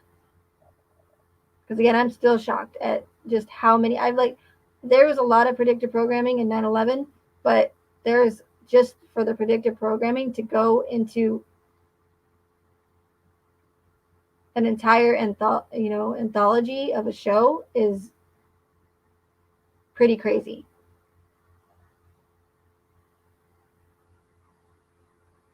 And again, there's many of them where there's no way that they can be coincidental. And I brought this up in another live, and this is the last connection because I want you guys to seriously go and watch the show. And there's a few of you, there's a few that I know for sure that have been watching it, which is great. But another one that, well, besides it's the trailer showing up on Nate's TV, which I know was not an accident. Um, it's also edited compared to the one that actually shows up on actual cable television. I'm assuming so that they weren't sitting there staring at. Because didn't you guys think it was kind of weird how they're just sitting there staring, watching it, and Nate never changes it? Like, why wouldn't he like scroll? Like, why wouldn't he click it real fast to get to his camera? So they're all three of them are just sitting there watching this American Horror Story trailer. But the one on Nate's TV is actually about 6 seconds shorter or something, the way they spliced it. And again, I'm assuming it's so that they weren't sitting there. They wanted to get all of the connections and all of the whole, what they wanted to show us in there, but without making it look like they're just making it obvious that they're sitting there staring, watching this trailer. If that makes sense. So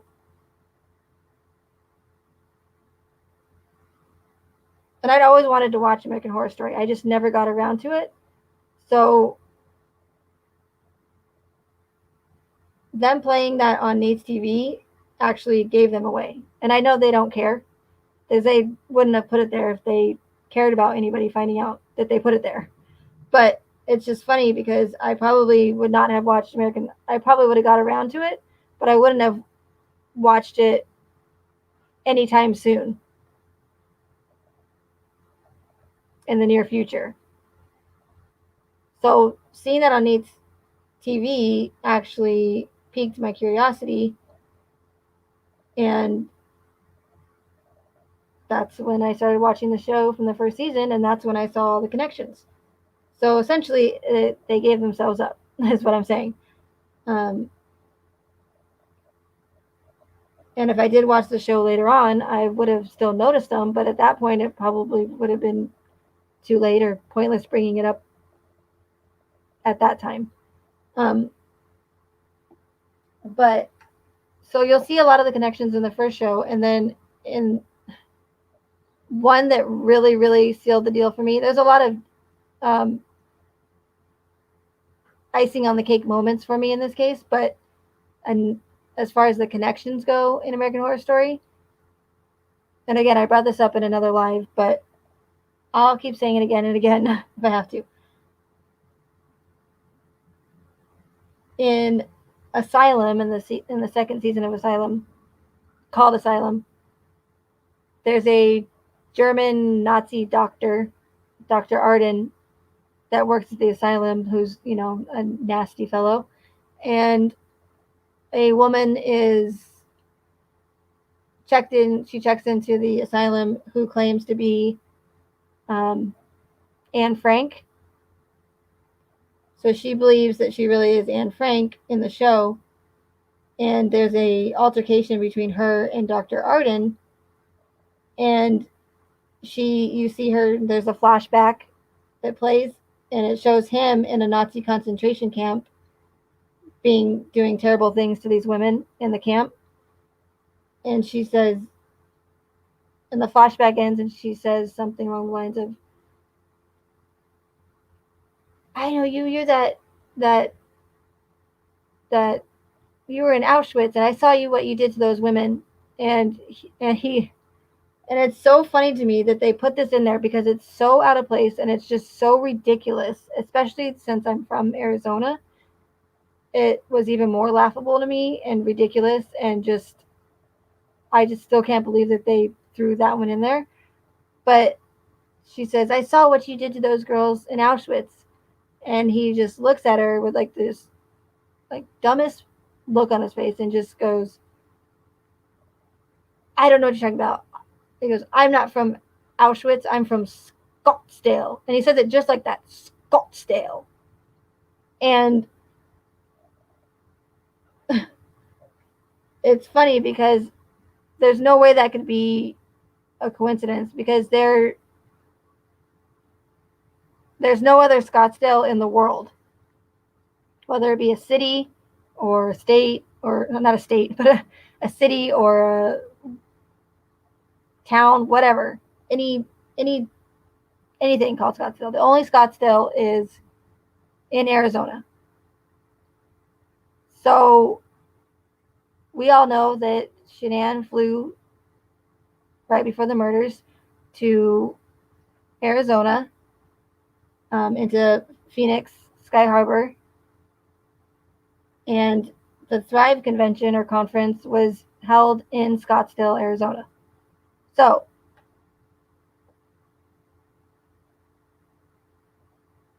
there's no way that anybody can tell me that that is a coincidence, considering the fact that there's not another Scottsdale in the world.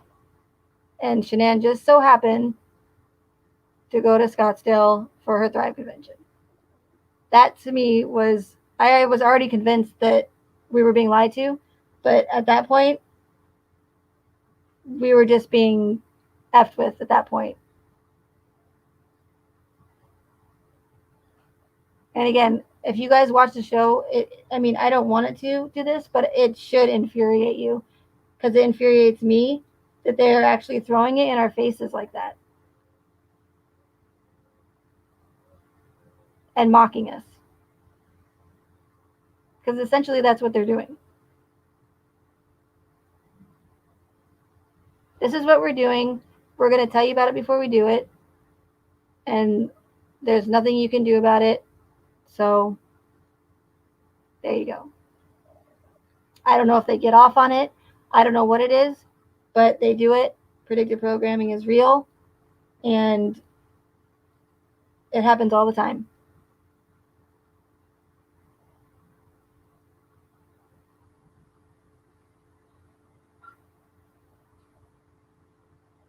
And I'm pretty sure when I saw that part, I think I was either eating something or drinking something, and yeah, I think I almost spit out whatever there was at the time, because I just could not believe that they threw that. It's just so ridiculous if you think about it. Like, out of all the places in the world that you could pick or choose for this doctor character to say that or claim that he's from, they pick Scottsdale, Arizona. I mean, it's just, it's absolutely ridiculous. And again, I cannot, I don't mean to repeat myself, but I cannot believe that they use that as one of the connections. It just blows my mind. But again, it was icing on the cake for me, and I just at that point knew that we were being lied to. So I won't go much further because it's almost been 2 hours. I don't want to make this too long. But like I said earlier, regardless if you believe that, people really actually did die, or they didn't, if you believe it's, a psyop or a false flag, it doesn't, that, I mean, that's important. But what everybody needs to realize, and I think in a sense everybody does realize, is that we have been lied to. But I don't think people realize on how massive a scale we've been lied to.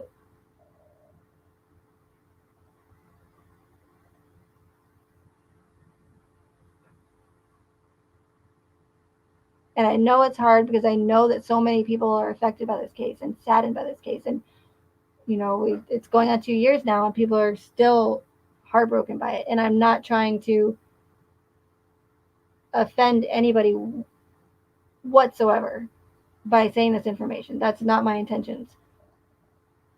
And, the people that want to know the truth, that actually want to know the truth and want justice for whoever, and want to know why we've been lied to, then they're going to have an open mind, and they're going to have to really just try to put their emotions aside. And I know that's not easy by all means. But again, that's how they pull people in, is they, really get the people's emotions going, and fear. And emotion and fear is just the one of the best ways you can control people, is through fear.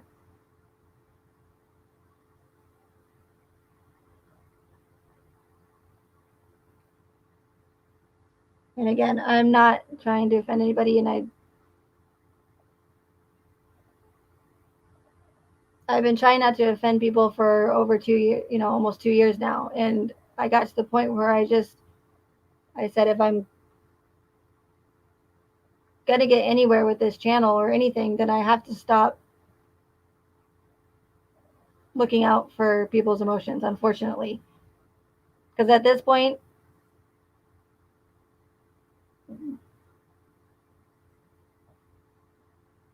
it's the fact that for me, that they've lied to us again, and knowing that they lied to us in the past before and that they're still doing it, and it infuriates me even more that they have done this to people, and they have got made it to the point where a lot of women are even can't even trust their own husbands anymore because of this case, because they think that everyone is a Chris Watts, and that's not the case.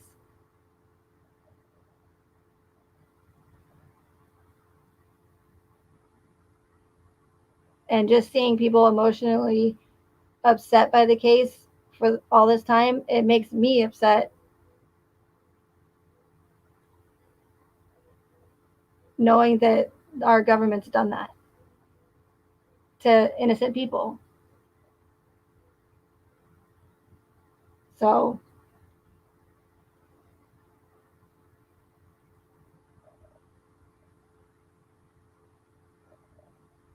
if anybody has a problem with what I say, then they don't have to listen to it. Bottom line, they really don't. Nobody's taping their eyes open or their ears, or holding it up to them and saying you must listen to Megan speak this nonsense. No, but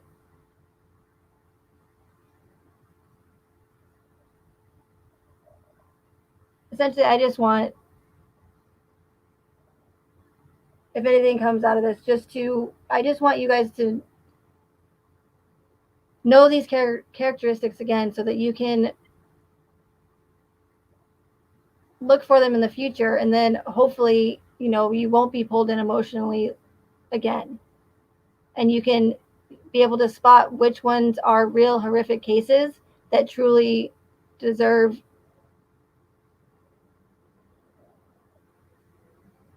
your attention, compared to ones that are orchestrated to further an agenda or for someone's financial gain.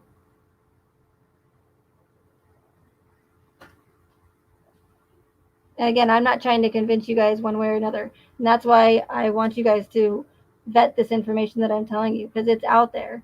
Granted, a lot of it has been removed because they've done the same thing in other cases and staged events that they're essentially doing now.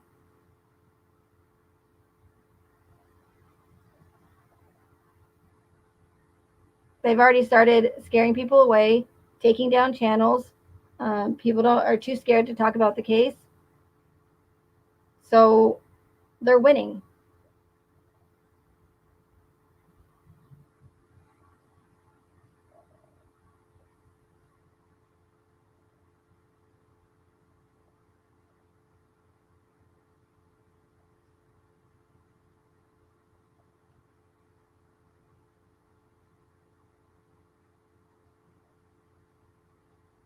And I've met like so many like wonderful people.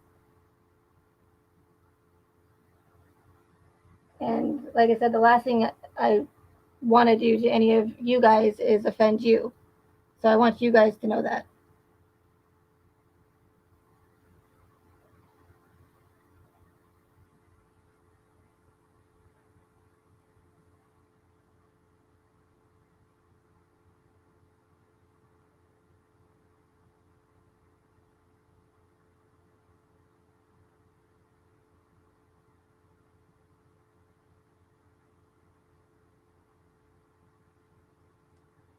Let me just check the chat here, and then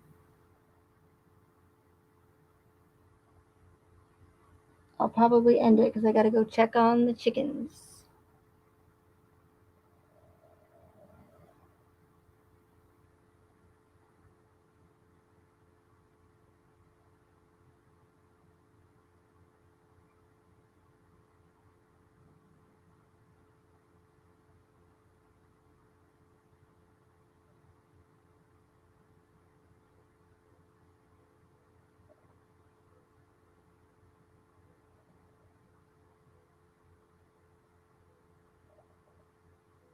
Oh, I did want to mention one other thing.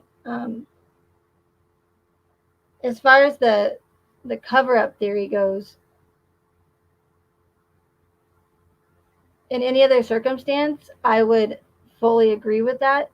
But the only thing that I argue with that is the fact that they released, again, when I say all this information, they released the information without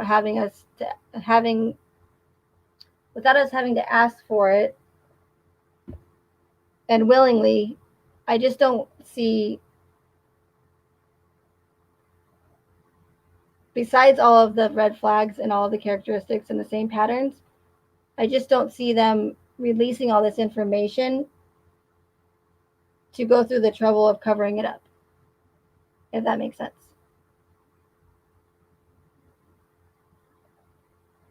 So they purposely release this information like they're doing us some sort of favor and they're being transparent, but they're not.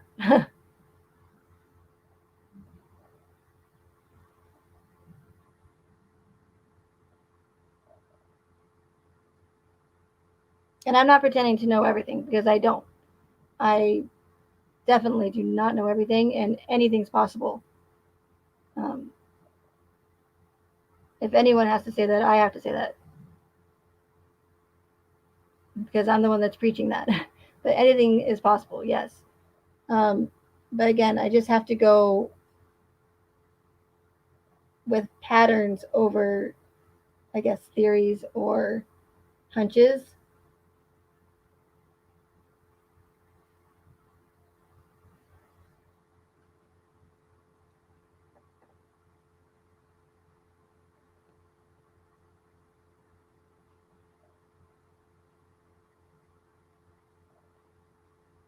But if you really just try to step back and like I said, look at the bigger picture. A lot of the things that we've been saying for almost 2 years, it makes sense if you look at it from the false flag perspective. And of course, nobody would want to believe that Shanann would have any part of this whatsoever.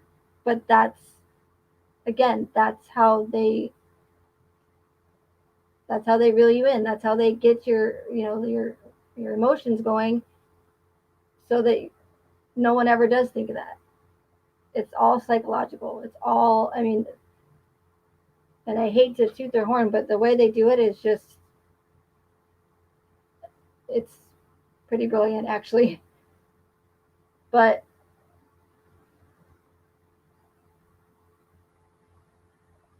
like I said before, yes, it's very well possible that Shanann and those girls were murdered. But in my opinion, I do not believe they were.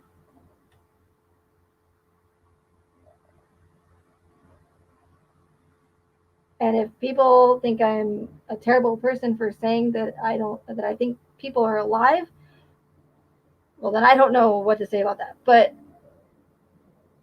again, there's many reasons why people would do things that they wouldn't normally do. And that's one of the things that I don't know. That's one of the questions I don't have an answer for because I'm not them. But just the fact that there's no physical evidence that anyone lost their lives, it's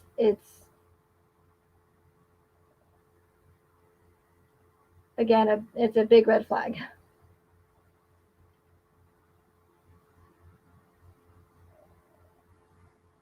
And and God forbid anybody asked to have the graves exhumed, but they know that if people start saying that or start asking them to do that, they're going to get ridiculed. They're going to be given so much flack. They're just going to be treated horrible for even questioning or even asking to show proof of bodies in a grave of these poor innocent victims. You see what I'm saying?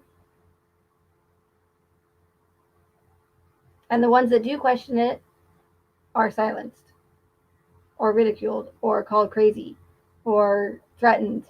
So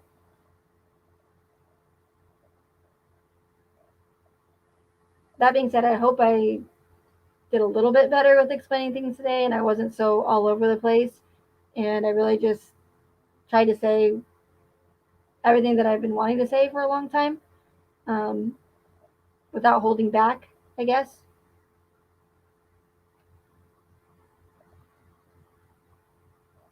And with just everything that's going on, it was just really important for me to just really express what I've been trying to say for a while now. And yeah, so it's 2 hours now, so I'm going to end this. But T, contact me, and if you want to come on and talk and be a guest, then I would love that. And anybody else too, because I hate talking to myself. I really do.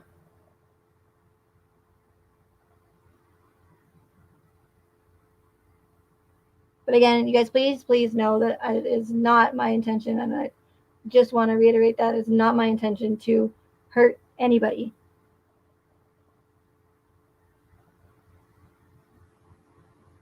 Because I have seen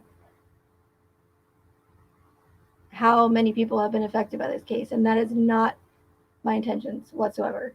My intentions are only good, and I just don't.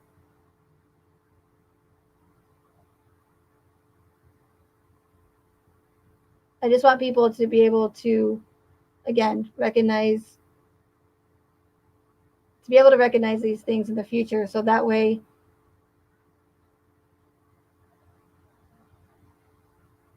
they're not lied to again.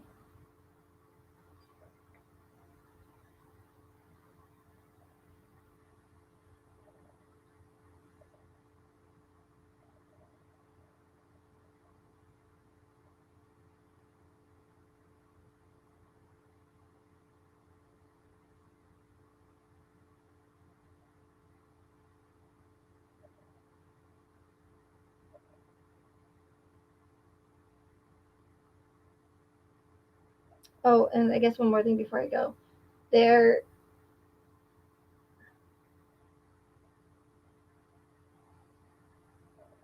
I understand that the tears in the courtroom by the victims' families are real or looked very real, and their sadness is real. But I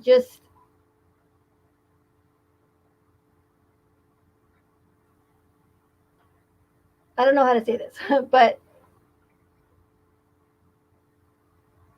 it's not that it doesn't matter to me that they were crying or that there were tears, but to me that doesn't sway my opinion just because they showed emotion in a courtroom. Like, especially if they had, which I believe this planning of this started as far back, if not before, as far as 2012. I mean, that's a lot of years of planning and a lot of years to practice. And again, I'm not saying that nobody died. That's just my theory, that I do not believe that anybody was murdered. So the fact that we see Frank crying in the courtroom and stuff, that's unfortunately, whether it makes me look like a bad person or not, it's not going to sway, and it's not going to sway my opinion, and it's not going to get my emotions going, just because of everything surrounded and everything I know in the case. Like, it's just anybody can cry. I'm sorry, and I know that sounds terrible, and I probably shouldn't apologize, but I am apologizing for saying that, because again, I don't want to hurt anybody. But again, this is how they make it work, because they know that people are going to be ridiculed, and a lot of people are going to be scared to speak up because of that, because it's drawn in so many people's emotions. So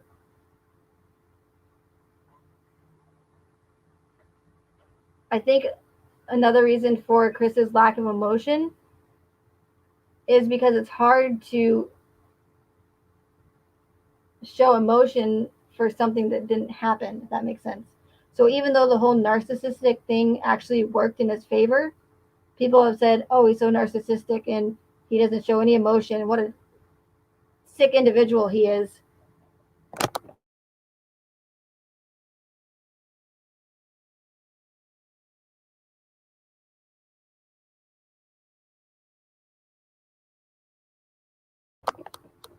Yeah, he's just a piece of shit. Like, how could you not show any emotion for your children that you just murdered? Well, it's hard to show emotion unless you're, a star actor or actress for something that didn't happen. But like I said, it worked in his favor, because you have all these quote unquote professionals on Dr. Phil, the professionals on the panel talking about, I don't know how many times we've heard the word narcissistic to explain who Chris is. Like, so when you have all these, like I say, quote unquote professionals on Dr. Phil, and all these guests on news networks that are supposedly professionals agreeing with the official narrative and spewing out the word narcissistic all the time, it's more likely that people are going to believe professionals over anybody else. So I think that's why they have so many of these people and all these professionals agreeing with the official narrative. And again, narcissist, da da da da da. That's all we ever heard. But in my opinion, I don't think it was because he was a narcissist. I think he just is not going to show emotion for something that didn't happen. And I think that's one of the reasons why they ended up having him face away from the camera for his second interview, because they didn't want anybody to be able to analyze him and read his body language, anyone in the future, and that would potentially give anything away.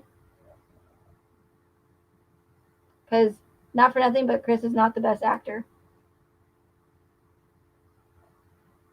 And again, luckily for them, it worked in his favor, because now everybody just views his his duper's delight as being a narcissist, when in reality, in my opinion, I think it was just duper's delight knowing that he's fooling or going to fool millions of people, and probably getting a big payout from it, in my opinion.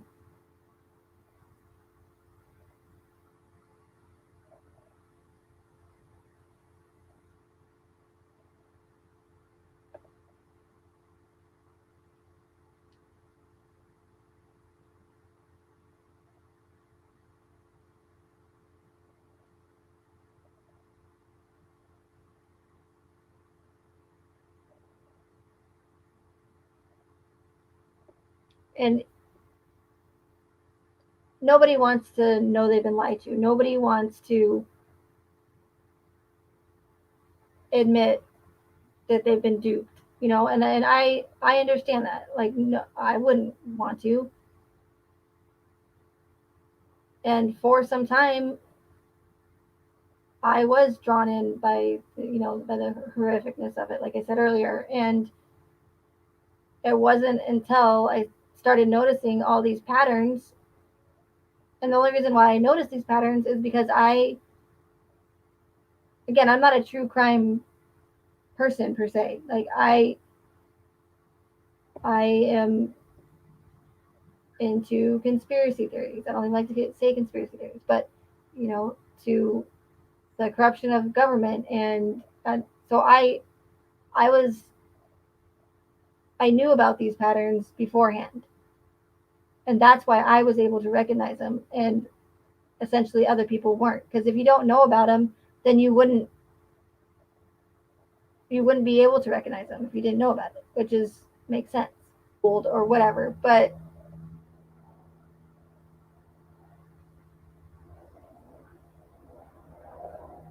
you would have no way of knowing, even if you were.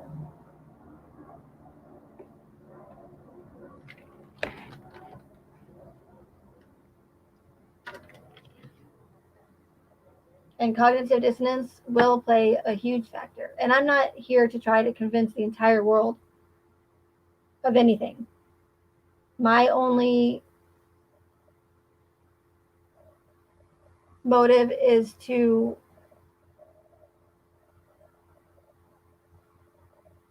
just try to make people aware that everything is not what it appears to be.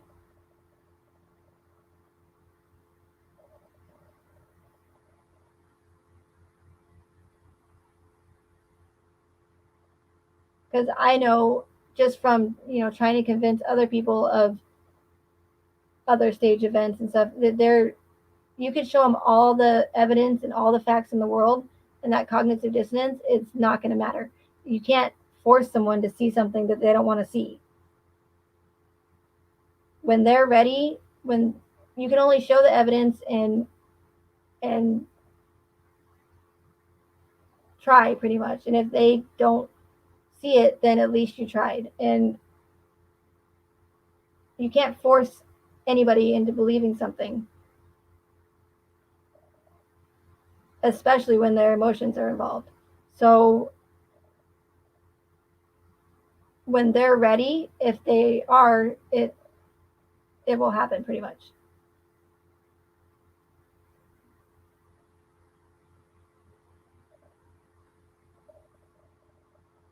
And I never wanted to just force it on you guys like that and say, listen, this is how it is, and we've all been lied to, and you guys better wake up, or else. That's not, in my opinion, the way to go about it.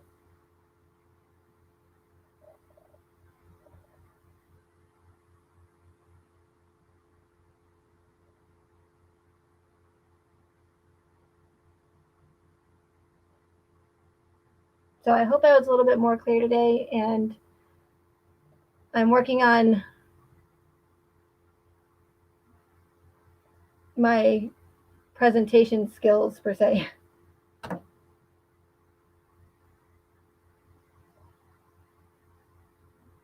And thank you all for being open-minded and being patient with me with everything. And I just appreciate you guys all around. So I'm going to go. Have a good night, everybody, and stay safe.